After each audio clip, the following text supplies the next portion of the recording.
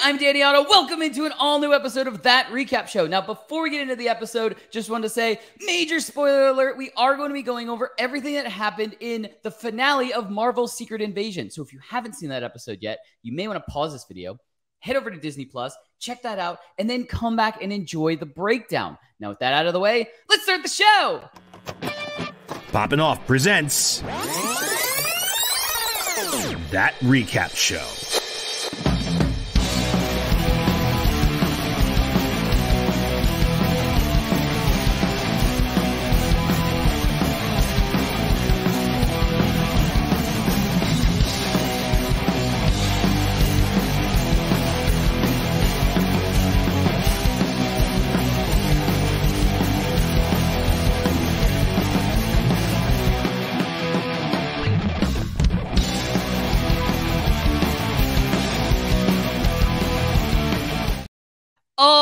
Joining with me to break down everything from the finale of Marvel's Secret Invasion, it's Jon Jon Rico! Hello. Hello! How we doing? We're doing good, and even though my hair is now completely changed color, I promise I'm not a skrull. Yep, sure. Pineapple. Yeah. There we go. Anyway, season finale, Secret Invasion. It happened. It came and went. I know. I feel like that's what it is. I was just like, here's the finale. Yeah. But yeah, I mean, look, we're going to discuss obviously the entire finale and kind of go through everything. There were parts that I really liked. There were parts that I enjoyed. And then there are still some infuriating questions. And I'll get to my first one right now and just have to give, I have to give out my MVP stamp, like a little star, or maybe like the sticker, the scratch and sniff stickers that say "Great Job" on them, to Everett Ross. Because as soon as he woke up right next to the real Rhodey. And he asked the question that every single one of us have asked this entire series.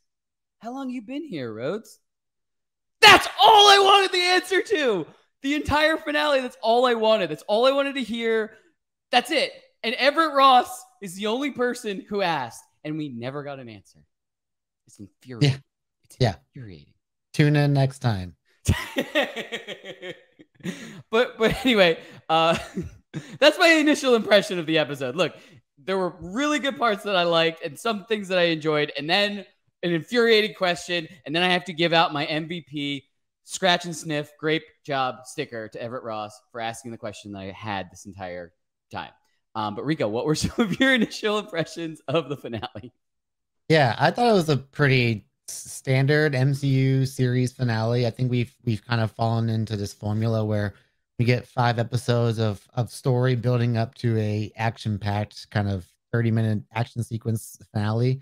And this episode was kind of no different than that. I think there was some pretty good little tension moments when you have the stuff between the president and Rhodey and all the stuff going down between Fury and Gravik and everything else. But yeah, we got questions answered, but no real shocking reveals that we couldn't really see coming. We also have questions that weren't answered that were basically like, hey, go tune into the next MCU project to get the answer to that, which is kind of something that happens in a lot of these shows, they almost feel like commercials for the next project. And this finale almost kind of fell into that trap a little bit for me. But I still had like a really good time watching it. Like the main fight between Gaia and Gravik was a lot of fun. We'll get into a little bit more later, like about what we saw in that fight. But the whole reveal of her being a Fury all along, like, just made a lot of sense, with the whole radiation factor of the compound they're living in. This shirt makes a lot more sense now when I look at it, because it's like, hey, now we know whose fight it was, right? But I just felt like there was some pacing things with the show overall that kind of hurt the finale, I think, a little bit. I think there was a few character storylines that could have been fleshed out with maybe an episode or 2 more to kind of help this land a little bit harder than it did. I still found to be an enjoyable show. For a big event like Secret Invasion, the comic was, this felt just a little bit small scale, I think, in comparison to that for me. Right.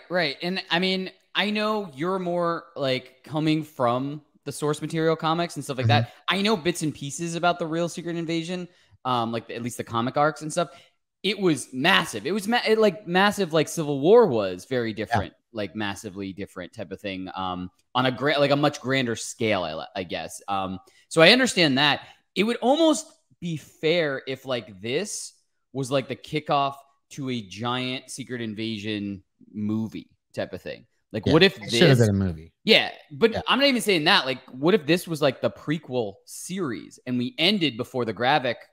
Like, we ended before the season finale. We ended up like episode 5, and then it ended. That was a series ending, and then we had like 3 years from now, we have the giant scale real Secret Invasion movie type of thing. Like that. Then I could have taken the series like way more of like, holy shit, that was a really good setup type of thing. If you just called this series Fury, I think it would have been just even better, which is also the name of a big train movie, I think, with Brad Pitt, or a tank movie with Brad Pitt. But yeah, I think if you would just acknowledge that this is just pretty much a Nick Fury story through and through, which I think it was at the end of the day, I think it would have like resonated a lot more with people, because like this is a character that people like.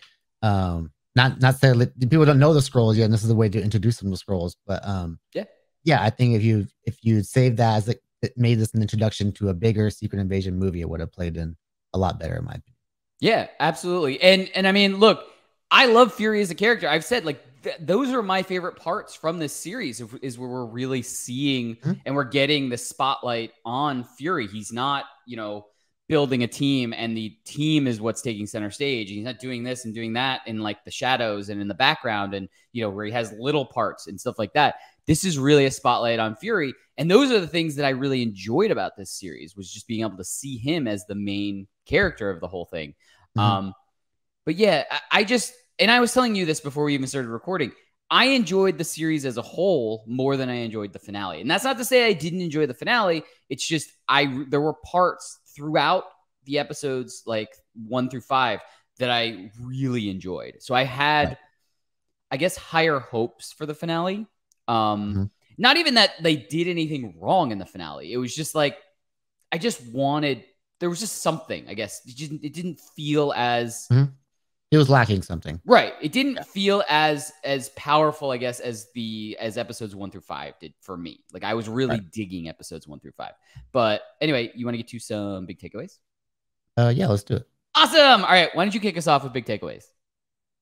Okay. Yeah. So mainly talking about the Gravik versus Gaia fight. One of the things I loved about this, and kind of the way they approached the Super Skrull serum, I guess. I don't know if it's necessarily serum, or just like much so like a formula that they use for this machine. But usually the Super Skrull is known for having basically the powers of the Fantastic Four. Like if you ever see images of him, he's usually got like one limb is like one version of each member of the Fantastic Four. Which is usually like the cool part of like him visually, from an artistic point of view. But in the MCU, they actually kind of like amplified it even more by not just having one but two Super Skrulls and having them fight against each other, which is kind of like the MCU trope, is essentially like we have to have the hero and the villain have like the same power set, so they could be on like an equal playing field. And in this case, they are the literal exact power sets because they were both in the machines at the same time. But right before when Gaia, posing as Fury, gives the harvest to Gravik to put into the machine, we see a bunch of names come up on that screen. A lot more than I really kind of anticipated to see, from Steve and Bucky to all the members of Thanos' crew to Thanos himself. We get Mantis, we get pretty much a lot of the Guardians of the Galaxy, Hulk, the Frost Beast, a lot of these very powerful characters, which basically makes Gaia now like the most powerful character maybe in the whole MCU. Oh, and also Carol Danvers herself. That's the one they particularly pointed out within the episode, because within the MCU, she has to be the most powerful character outside of maybe Wanda, who they didn't mention that was in that DNA sample. So I think that's pretty interesting. But we also got to see visually a lot of the powers brought to screen as well. We got to see, of course, the when she flexes into Drax's arm. I thought was a really cool thing. That part. Yeah. That was probably one of my favorite visual moments. Of course, her using Captain Marvel's powers is really cool, especially in the fatal ending for Gravik. I thought that was pretty badass myself. Ebony Maw was a really cool thing. The way they were using the hand and the sorcery, I thought that was really cool. and of course like using the Hulk strains and stuff like that. The way it blended into Gravik's kind of physical stature and actually and gave him that look. Abomination. Yeah, and Abomination, and kind of gave him that real physical imposing nature of the Super Skrull. Yeah, so I thought really they used the budget on this finale, I think, really well, because I think you could tell it went into this final battle more so than anything else. I think that's why we saw pretty much a lack of like a lot of shape shifting, I think, within the first 5 episodes. But man, there's a really great display of using like all the cool characters within the MCU for this one fight. And another thing I liked in this episode is just more Sonya Fallsworth, the way she was able to trick the Rhodey scroll. And I just really want to see like this roundtable discussion between her, Fury, and then Val. So I just like to see like these heads of these different organizations kind of meeting against each other and kind of going over their spy secrets and stuff like that. Yeah, I mean, that would be a lot of fun. Yeah. I mean, yeah, I'm all for that. If they want to do like a Marvel one-shot type of thing. Oh, I would love that. That would be awesome. She would have been a great character to utilize in the show as well, I feel like. Yeah. You know, but we're seeing a lot of setup into this future stuff. I think is going to be very interesting. Well, that also brings up something else. And I have another takeaway, but that brings up something else is I really thought, we were going to find out that other characters had been Skrulls this whole time. And I thought, Sharon Carter and Val would have been, they were up there on my list. Like I never really mentioned them. Power Broker was it? Yeah, to go exactly. And so I kind of thought like those two would have been, kind of higher up on the list. And it would have been interested. We wouldn't even have to see them throughout the show, but just seeing them getting woken up type of thing would have at least immediately connected those dots. Because Sharon Carter's, character arc's completely different now. She's definitely working for some enemy at this point. Yeah, we still need to learn who that is. Exactly. Yeah. Hopefully we're gonna get a payoff, at some point, whether it's in the Thunderbolts or the new Captain America movie type of thing. I think she could pop up in either one of those. But for my takeaway, I have to follow up exactly what you're saying. I really did enjoy the final battle between Gaia and Gravik, and just kind of sitting there and going, "Oh, that's so and so. That's that's Drax. That's Manus. That's Captain Marvel. And I just loved like sitting there and doing that, to the extent where I told you this. I wish it was longer. I wish we had a longer kind of fight. Almost if we're talking about kind of the trope where the hero and the villain have to have the same power set. Go all the way back to the beginning. Iron Man 1. Like, oh yeah, that fight lasted longer, and it really did look like, Tony was going to lose that battle type of thing. But he was able to outsmart him with the help of Pepper Potts and overload, the giant arc reactor and shut down Obadiah type of thing. So what I was really looking for was, because they both had the complete same power set, I was looking for Gaia to kind of, outplay Gravik type of thing, like in like a smarts, like a combination thing. And she almost did. She started to with the Mantis thing, like I was gonna say the Mantis thing was kind of that little nod there. But yeah, he instantly recovered from that, and then she just used kind of brute strength. But it was kind of like, I just wanted it to be longer, and I wanted her to kind of have to work like, just like you said, where they have to, the hero with the same power set has to figure out a different combination of moves or a different combination of something to get the upper hand type of thing. Yeah. And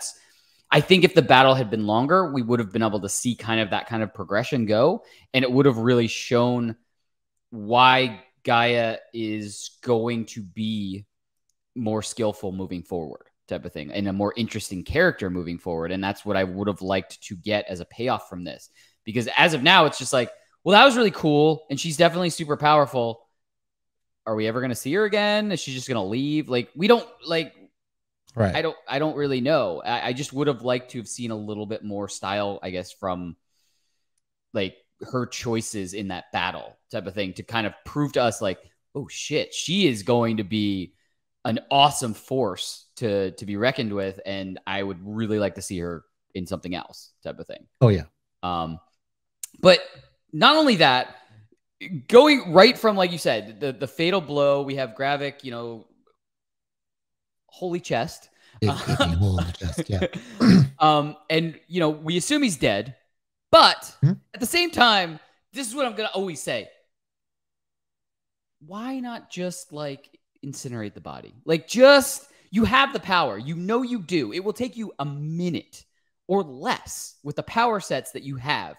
Obliterate the body. Why walk away? Why walk away? And that's just what I thought. I was like, we don't even have to have a scene that shows her just completely like turning him to ash or anything, but just have her like do a couple of photon shots or like, you know, like a couple of shots in that direction as she's walking away, and just be like, I'd be satisfied. I'd be like, okay, she is smart enough to say, you know what?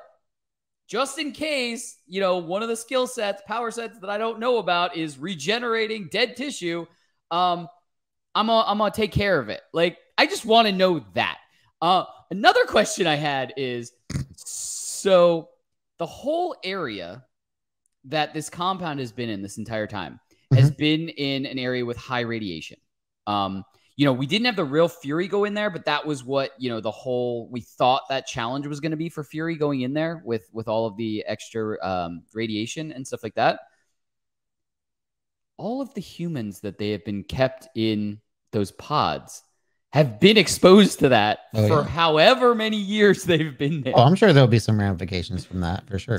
Yeah. So I'm just so curious as to, like, I just wish they had put them all in pods instead, because I know they had others in actual, like, what looked like pods, but these didn't look like that. So, like, I just feel like anyone who wasn't in that, like, has been like baking from the inside out. Oh, like, probably, yeah.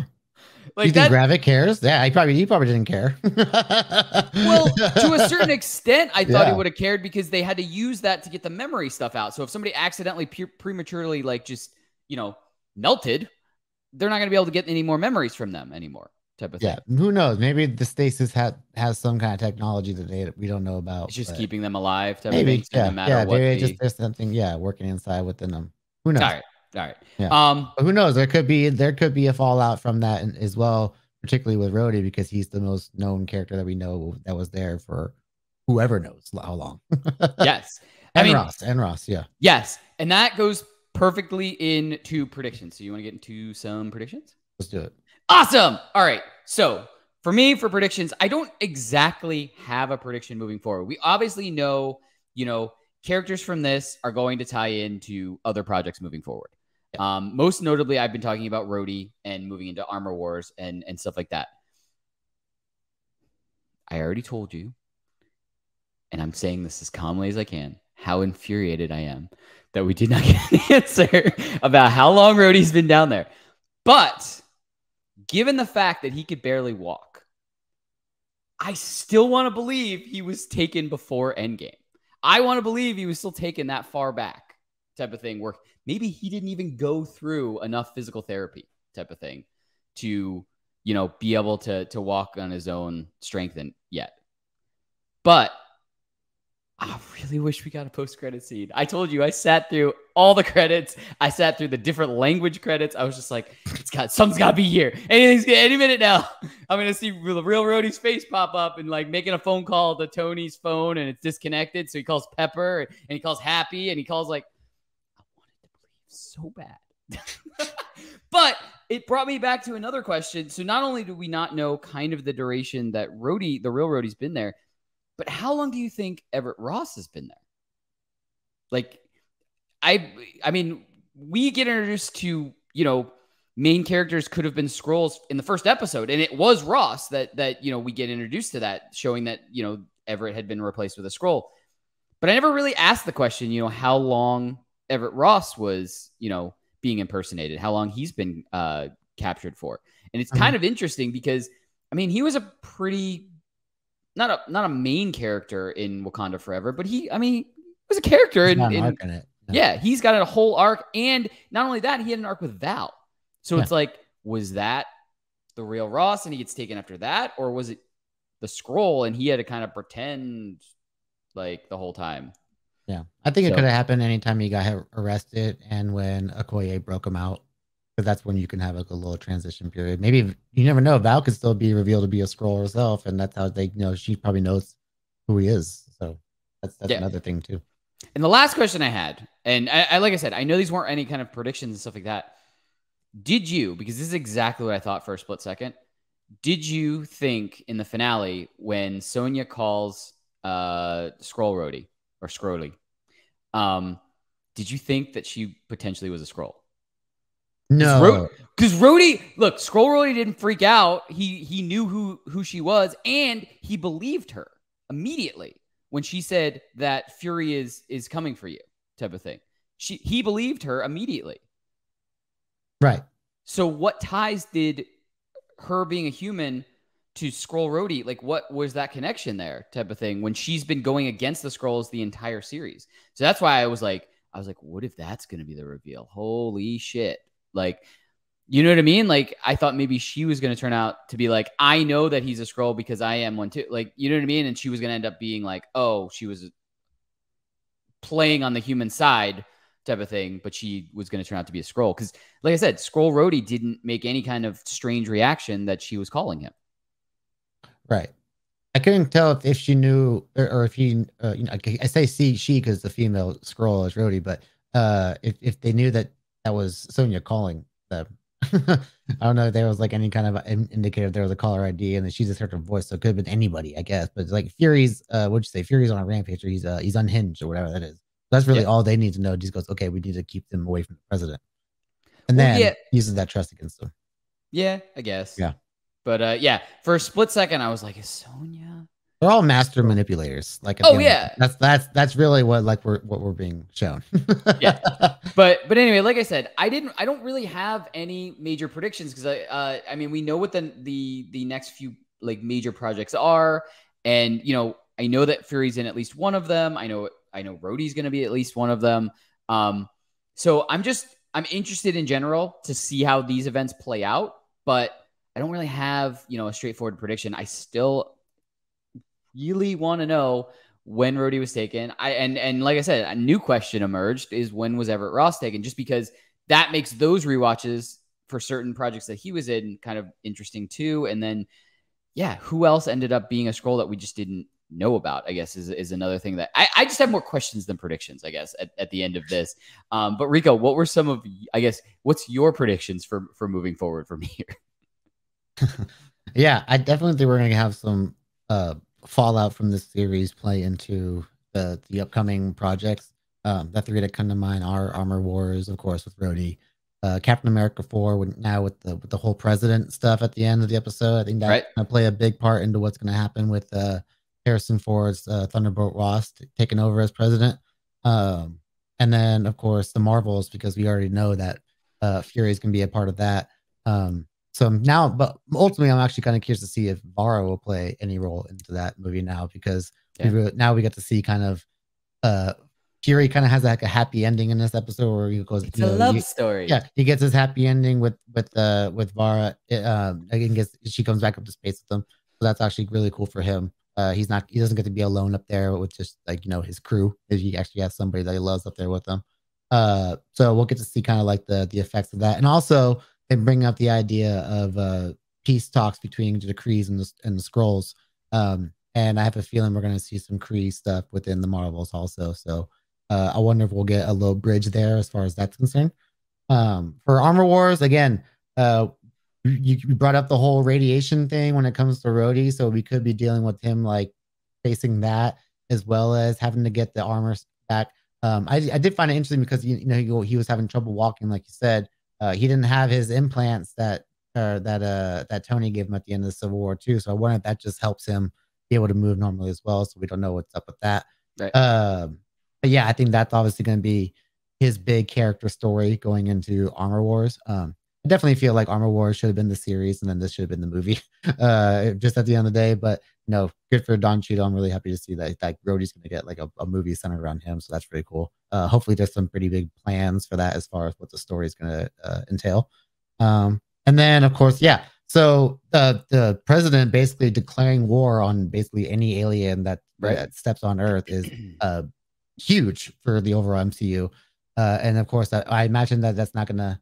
We already saw how it was taking into effect at the end of the episode, where we're seeing not just Skrulls get killed, like Shooter McGavin, he got taken out at the end of the episode, but he was still in a Skrull. He he was actually somebody that I was looking at. I'm like, he didn't show him being released, and so I was like, that was interesting that we ended up seeing him getting destroyed later on.